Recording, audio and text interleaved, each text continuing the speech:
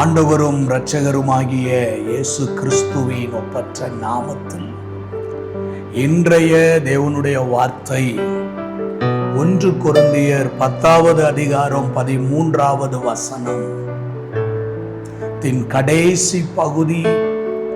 சோதனையோடு கூட அதற்கு தப்பித்துக் கொள்ளும்படியான போக்கையும் உண்டாக்குவார்.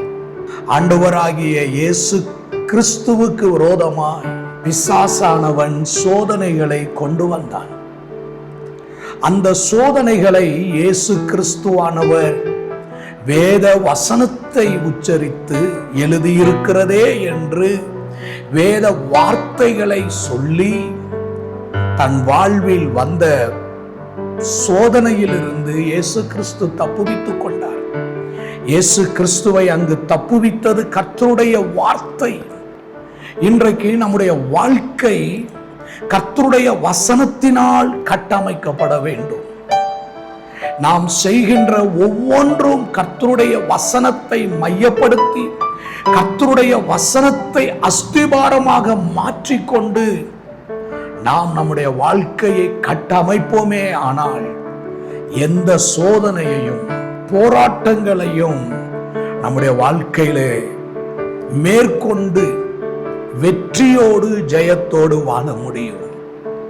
நீங்கள் வேதாகமத்திலே கவனித்து பார்ப்பீர்களானால் பரிசுத்த மத்தேயு எழுதின சுவிசேஷம் 7வது அதிகாரத்திலே 24, 25, 26, 27 இந்த வசனங்களிலே ஆண்டவராகிய இயேசு கிறிஸ்து சொல்லக்கூடிய ஒரு உன்னதமான சத்தியம்.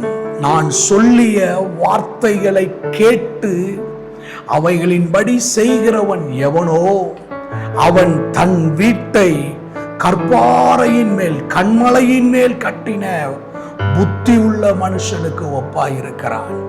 இந்த கர்த்தருடைய வார்த்தையின் மேல் தன் வாழ்க்கையை கட்டுகிறவர்கள், கர்த்தருடைய வசனத்தை கேட்டு அதன்படி செய்கிறவர்கள், கர்த்தருடைய வார்த்தையை கேட்டு அதன்படி தங்களுடைய வாழ்க்கையை அமைத்துக் கொள்ளுகிறவர்களை ஆண்டவர் யாருக்கு ஒப்பிடுகிறார் என்றால் கற்பாறையின் மேல் தன் வீட்டை கட்டுகிற மனுஷனுக்கு ஒப்பிடுகிறார். அங்கே ஆண்டவருடைய வார்த்தை எழுதப்பட்டிருக்கிறது. பெருமழை வந்தது, நீரோட்டம் அந்த வீட்டை சூழ்ந்து கொண்டது, காற்று பலமாக அந்த வீட்டிற்கு மேல் மோதினது. ஆனால் அந்த வீடு விழவில்லை. காரணம் என்ன? அது கண்மலையின் மேல் கட்டப்பட்டிருந்தது. அதே நேரத்தில் ஆண்டவர் இன்னொரு வார்த்தை அங்கு சொல்லுகிறார். என் வசனத்தை கேட்டு அதன்படி செய்யாதிருக்கிறவன் எவனோ அவன் தன் வீட்டை மணலின் மேல் கட்டினவனுக்கு ஒப்பாயிருக்கிறான். மழை வந்து பெரும் நீரோட்டம் சூழ்ந்து கொண்டு அந்த வீடு முழுமையுமாய் விழுந்து போனது. பார்த்தீர்களா? கர்த்தருடைய வார்த்தையில கட்டப்பட்ட வீடு, கர்த்தருடைய வார்த்தையை அஸ்திபாரமாக மாற்றிக்கொண்ட மனிதன். காற்றடித்தது, பெரு வெள்ளம் வந்தது, நீரோட்டங்கள் சூழ்ந்து கொண்டது. ஆனால் அந்த வீடு விழுந்து போகவில்லை. அதுதான் கர்த்தருடைய வசனத்தில் வாழ்கிறவர்கள் தப்புவிக்கப்படுவார்கள். கர்த்தருடைய வசனத்தின்படி தங்கள் வாழ்க்கையை கட்டமைக்கிறவர்கள் எத்தனை பெருங்காற்றுகள் பெரும் வெள்ளங்கள் மோதி அடித்தாலும் சேதமில்லாமல் தப்புவிக்கப்படுகிறார்கள். கர்த்தருடைய வசனத்தை கேட்டு அதன்படி செய்கிறவர்கள் விழுந்து போவதில்லை, அவர்கள் எழுந்து நிமிர்ந்து நிற்கிறார்கள்.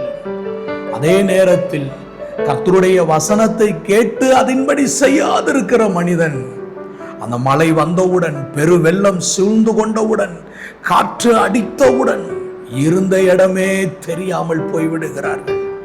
கர்த்தருடைய பிள்ளையே, இன்றைக்கு நம்முடைய பாதுகாப்பு, நம்முடைய எழுச்சி, இன்றைக்கு நம்முடைய நீடித்த வாழ்வு, கர்த்தருக்கு ஸ்தோத்திரம், இன்றைக்கு நம்முடைய சுக வாழ்வு அனைத்தும் கர்த்தருடைய வேத வசனத்தில் இருக்கிறது என்பதை கர்த்தருடைய பிள்ளைகளாகிய நீங்கள் மறந்து போய்விடக்கூடாது. கர்த்தருடைய வார்த்தை சொல்லுகிறது, உம்முடைய வசனம் என் கால்களுக்கு தீபமும் என் பாதைக்கு வெளிச்சமுமாயிருக்கிறது.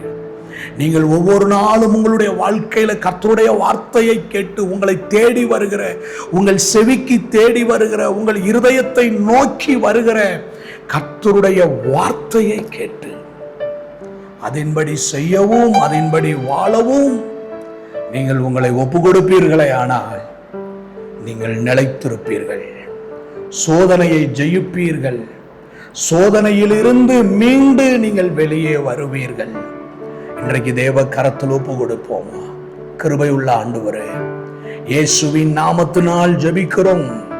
கர்த்தாவே, நாங்கள் வேத வசனத்தை கேட்டு அதன்படி செய்கிறவர்களாய் வாழ்கிறவர்களாய் இருக்க ஆண்டவர் எங்களுக்கு கிருபை தரும்படி ஜெபிக்கிறோம். தாழ்த்தி உம்முடைய பிரசன்னத்தில் ஒப்பு கொடுக்கிறோம். இயேசு கிறிஸ்துவின் நாமத்தில் பிதாவே, ஆமென். கர்த்தர் நம்மை ஆசீர்வதிப்பார்.